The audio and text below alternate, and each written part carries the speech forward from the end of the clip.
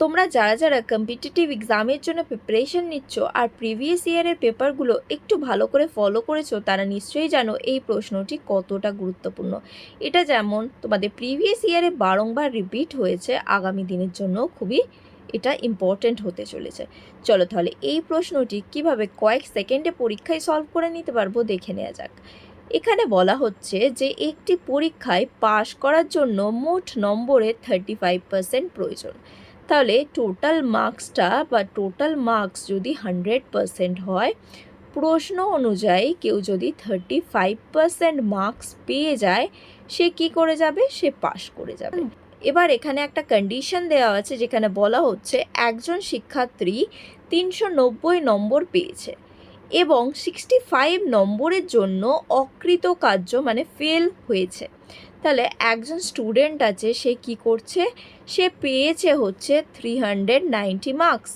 যদি সে আরও এই 65 নাম্বার যেটা পায়নি সেটা ধরো পেয়ে গেছে, মানে এই 390 নাম্বার তো সে পেয়েছে, ফেল করেছে কেন? বিকজ সে 65 নাম্বারটা পায়নি।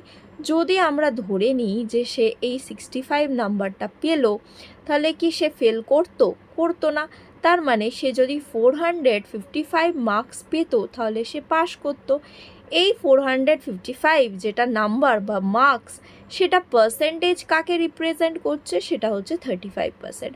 কারণ প্রশ্নতে বলাই হয়েছে যে 35% পাওয়া মানেই পাস, আর সেটা কত? সেটা সমান সমান হচ্ছে 455 মার্কস। এবার প্রশ্নতে জিজ্ঞাসা করা হয়েছে যে পরীক্ষার মোট নম্বর কত, মানে 100% সমান কত, সেটা তোমাকে জিজ্ঞাসা করা হয়েছে। এটা আমি তোমাদেরকে ক্যালকুলেশনটা দুটো মেথডে শেখাবো। কি দুটো মেথডে? একটা হচ্ছে তোমাদের এমনি নর্মাল মেথড, আর একটা হচ্ছে তোমরা এটা ডিজিট সামে কিভাবে করবে।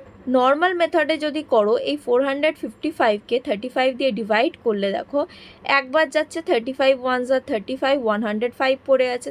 35 ইন্টু 3 কত হয়? 105। মানে এইটা থেকে পার্সেন্টেজ থেকে অ্যাকচুয়ালে যেতে গেলে 13 দিয়ে মাল্টিপ্লাই করছো, তাহলে 100 থেকে তুমি কি করবে? অ্যাকচুয়ালে যাবে মার্কসে, তাহলে এখানেও 13 দিয়ে মাল্টিপ্লাই করবে। তাহলে 100 ইন্টু 13 মানে কত হচ্ছে? 1300 মার্কস হচ্ছে টোটাল মার্কস বা ফুল মার্কস এক্সামের জন্য। আর এটা যদি তোমরা কি করতে, তোমরা যদি ডিজিট সামে করতে, তাহলে হচ্ছে দেখো 455টা কাকে রিপ্রেজেন্ট করছে? 35কে। তাহলে 35 দিয়ে ডিভাইড করে দাও, কোথায় নিয়ে যাবে? টোটালে, যেটা হচ্ছে 100।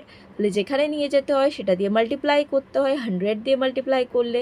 এবার এই ডিনোমিনেটারের যদি তোমরা ডিজিট সাম করো, দেখো 3 + 5 মানে 8 হচ্ছে। 8 যদি ডিনোমিনেটারে থাকে, রুল হচ্ছে 8 দিয়ে মাল্টিপ্লাই করা ওপর নিচে। তাহলে ওপরে যদি 8 দিয়ে মাল্টিপ্লাই করো, তাহলে নিচেরটা ভুলে যাবে, কারণ 8 8 যে 65 মানে 1 হচ্ছে।